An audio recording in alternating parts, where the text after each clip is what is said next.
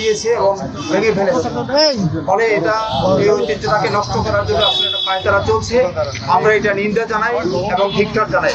এবং আমরা আজকে দেখছি এই সুযোগে, যেহেতু নির্বাচিত সরকার নাই, আজকে রাজনৈতিক সরকার না থাকার কারণে এখানে প্রশাসনিক একটা দৌলত্ব এখানে চলছে এবং সেই দৌলত্যটা কাজে লাগিয়ে এখানে একটা বিতর্কিত মসজিদ নির্মাণের জন্য একটা পায়তারা করছে।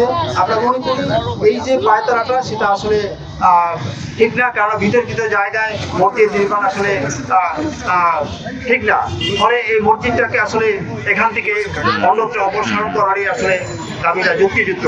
বরিশালে দুইটা ছিল, একটা ছিল এই জায়গায় আমার পিছনে মুসলিম ইনস্টিটিউট, আর একটা ছিল একে ইনস্টিটিউট, যেটা বর্তমানে আপনারা এই স্কুল নামে জানেন।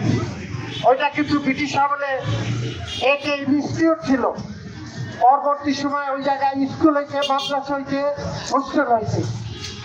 তদ্রুপ এই মুসলিম ইনস্টিটিউট 1947 সালে